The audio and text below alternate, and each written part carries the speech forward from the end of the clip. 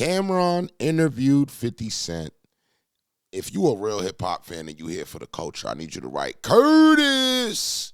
Only if you know, you know. All right? This interview right here, I'm watching the whole thing. I hope you guys are sticking around for the whole process. Other than that, let's go. .net to go and get yours. Listen, today joining the show is a very, very special guest. He's a rapper, actor, businessman, entrepreneur. His first album, Get Rich or Die Trying, second album, The Massacre, and single, In the Club, all went diamond, selling over 10 million records each individually. He's also the executive producer for the hit series Power on Starz, which has the biggest audience for a series ever on Starz, along with the hit show BMF. He recently got his residency in Las Vegas. Look, we could go on and on. I want to introduce a good friend of mine, Curtis 50 Cent Jackson. What's up, man? You called him Curtis. I got my nigga Yayo in the building today. Fifth already here. What's good, nigga? What's good, boy? I'm happy y'all here, man. Fifth, what's going on, baby? Oh, man, I'm excited, man. I'm in good spirit. Good. Talk to me about this residency that everybody's talking about, because niggas get residencies in Vegas, but more than the residency, people keep talking about the money. Everything is like $15 million. Everywhere we go on this I've never seen a nigga get this much congratulations on residency. Basketball players, executives, bitches. What makes this residency so important? Well, look, for me, it's important to me. I don't have to travel. It's not, when I'm tired, it's usually fatigue from the travel. Right. From place to place, that part. Like, well, this is why we start jet setting. Like, we start being on jets all the time. It makes it a lot easier for me to cover a lot of territory if that's the period. And then when we said we could close the year out and I could do the residency piece, and I was like, all right, I was in talks to do the Sphere, to be in there. And it's super complicated to build a show for that room. Right. So it was like, this was the better option of the two to do. Gotcha. Where's it at so people know? It's in the PH Live at the Planet Hollywood. Gotcha. You just came off a world tour, grossed over $100 million from what I was looking at. Do you still enjoy touring as much as you did when you were younger? I really enjoyed the last tour. Like, and it was because there was no pressure. Any of y'all got a chance to catch that tour? Record where I gotta get people into these new songs and stuff like that. The television business was saying it was on strike, so I was saying I was on tour.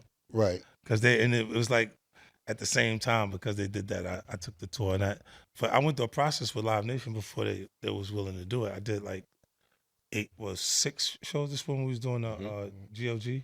Yeah, I think it started with 4, damn near. Yeah, 4. It was 4 joints, and it was like in Germany. Right. And they didn't want to support it because they felt like we was gonna have issues because of COVID. So I ended up financing the whole thing. Right. And then I had guys that I've worked with previously in those markets be the promoters for me, so they did all the logistics and everything for it. That's dope. The deal was my deal. Gotcha. Like, it was nobody else involved. And then I came back after we did 4. We went back and did 16 more days. And I'm selling shits out campus. It was like, our audience has money. Right. Like the people who were in college partying in 03, they now grown. Right. Yeah. Success, the habit that they have to have a drink periodically. They got a wine cellar in Success. Right. They got a bar at the crib. They casually having that drink at home instead of in the club, because their kids are now having the drink in the club. Right. And while I'm out on this run, they was willing to come with their kids. It felt like. It was just like, I'll go to that one with you. Right. That other shit, I don't know what they saying. Like the way the new stuff.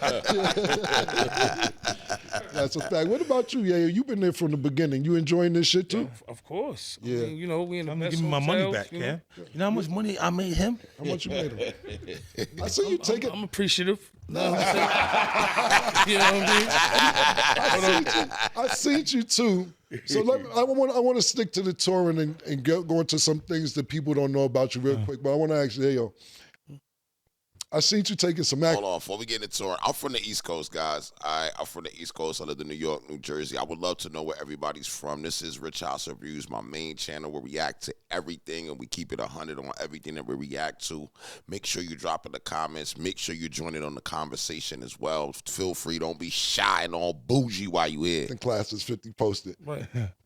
Do you feel when you see Fifth, do you be like, yo, what's up? Can I get a part? What's happening? Does he tell you, I need acting? You know how I feel? I feel like Power wouldn't be what it was if he put all his friends in there.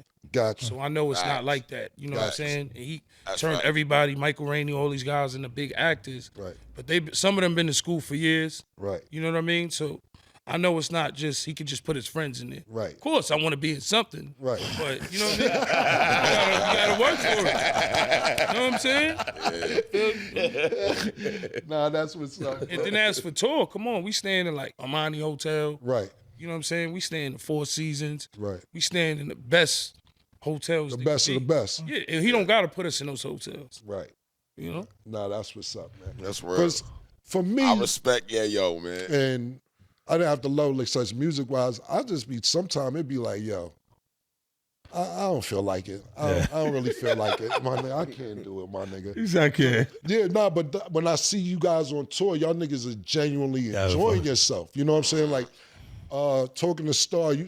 So what was your last 72 hours like this week? Where did you go? Oh man, we went to Qatar.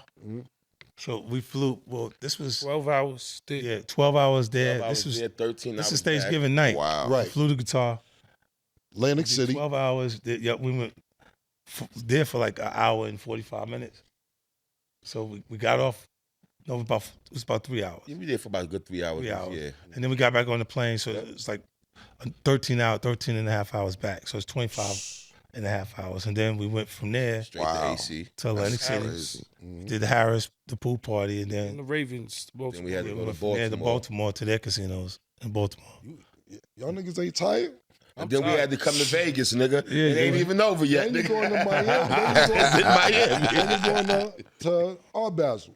Yep. Y'all niggas moving like rock stars. My nigga Uncle Murder. Nah, that's what's up. Tell me about the liquor. Well, that, Bill Branson and LeSherman Dewar, those are, I own the entire company. Right. It's not Sire? like, yeah, Sire Spirits. It's Let my me know. son's company. Like the plan was to just build that company and just let him have it. Like to let it be how I pass it on to him and he do it from there. But so I'll be doing some different things. They'll see me come with a tequila next and some other things. Right. Put in the portfolio and then let it grow. Yeah.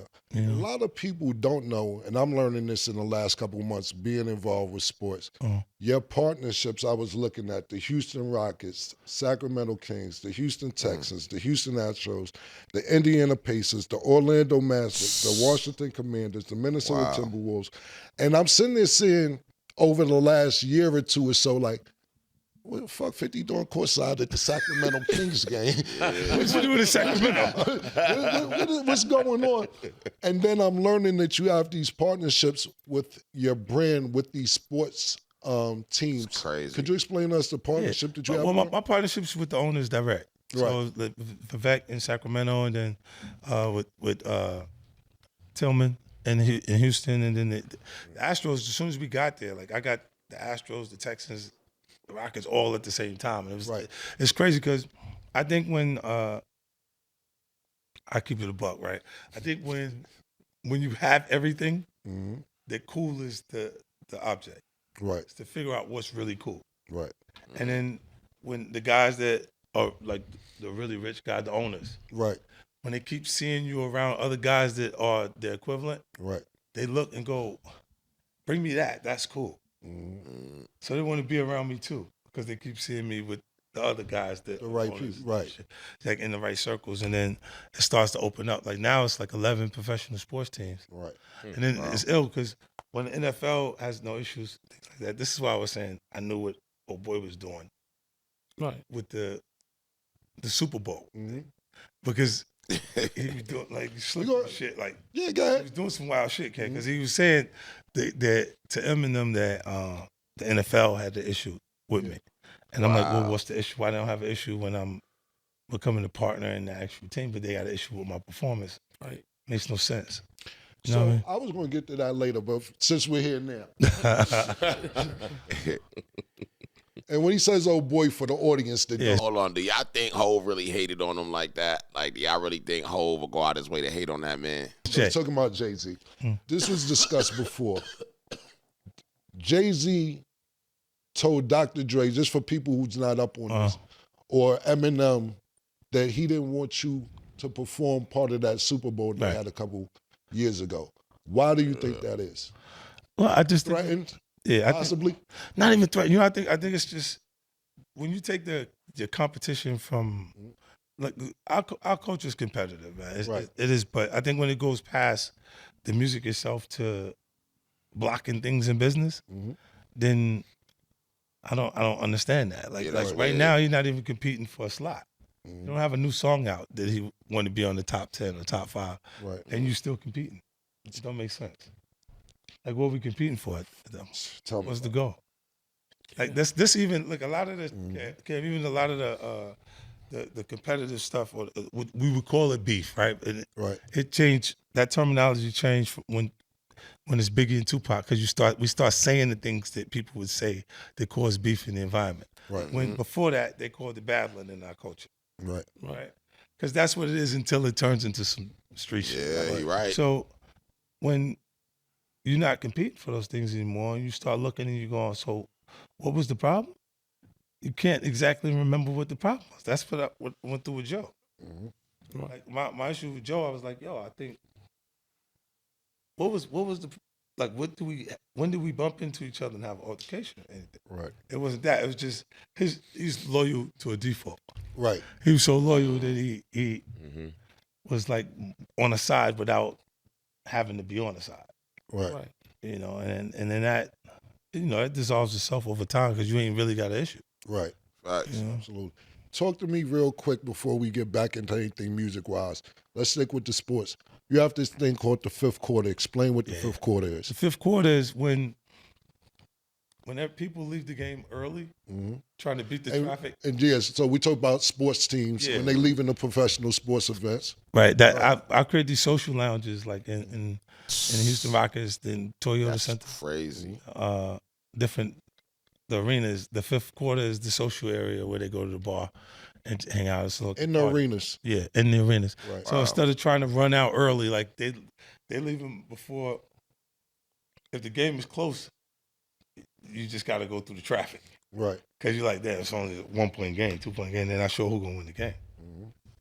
But a lot of times, like people get up and start leaving at the end of the fourth quarter because they're trying to beat the traffic out of the actual arena, and instead now they just come hang out because it's a cooler, the environment is just cooler now. Right.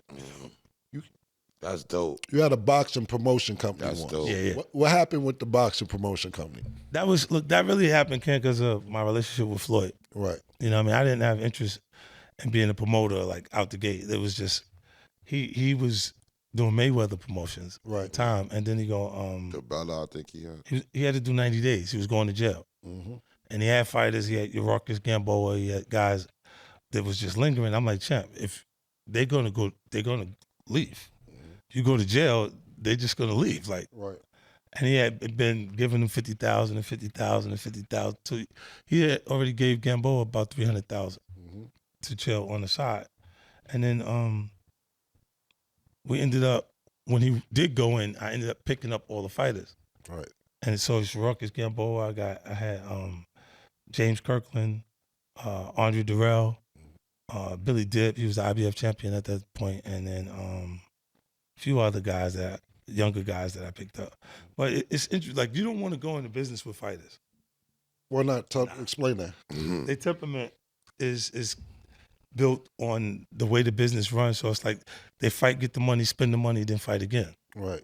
So in cycle, like they become loyal to whoever can provide for them when they're done with the money. Like, so that's deep. It's like in that cycle, if you spent the money and then you're looking around and then Al look out for you, that person is Al Heyman. You see what I'm saying? So you're going to stay loyal to Al Heyman because he keep looking out for you when you burn the money down before you go fight again. You know what I'm saying? So even they got this thing where they're prone to commitment based on that. Even though they got the fight in itself give them an appetite for a lot of women, Right. but they still commit to someone because they want someone to be with them when they're on their lowest points. You still watch boxing? Yeah. Who your favorite fighter right now? Right now, I'm working with Bud, man. I'm rocking with Bud. Rocking with Bud. What about Tank? Tank has a fight coming up. Tank announced today, actually, that he's retiring. You believe that? No, Yeah. no, it's not time to retire. Right. I think Tank he's a killer for the group of the fighters, the little fighters the game.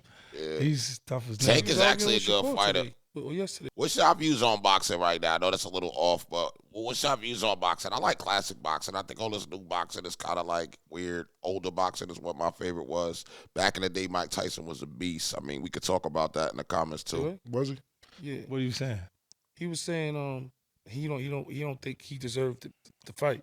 He basically. Or even to be in the conversation. They should fight though. They need to fight. That's the problem. Yeah, Shakur and Tank. Yeah. To me, that's that'd be really the hard. problem. Well, even before Ryan stepped in, Wasn't you he had beefing with Shakur, nigga? you got oh, At me, one Shakur? point, Oh, you said me? something. Yeah, they was beefing. Everybody, listen. Let me tell you something. Shields Let me tell you something. This shit worse than rap. These niggas tender, yo. Yo, I swear to God. And then I'm sitting there figuring, like, I'm trying to navigate this shit because I'm new doing this shit the last year and a half, going on 2 years, probably in May, a year and a half. And I'm like, Stephen A. Smith has said ain't no big deal. Skip Bayless said ain't no big deal. Cam said it's a big deal because they care more about where it come from. But I still got a job to do. And it's a cultural connection. Like you Yeah. think, look, even what's on MSNBC, what's his name? Ari Noble. Yeah. He's number one. His connection is hip hop culture because he grew up listening to the music. He can make that kind of connection. Some of the stuff, information that he's talking about is going over the audience's head. Let's do it like this, guys. Honestly, I'm smart enough to know that if you guys really want to see part 2, you'll write part 2 in the comments. That's just pretty much it. We get a bunch of part 2s in the comments. You guys watch it. We'll watch part 2. Keep it going. Make sure you subscribe, hit the top bell, and I will see you guys on the next one.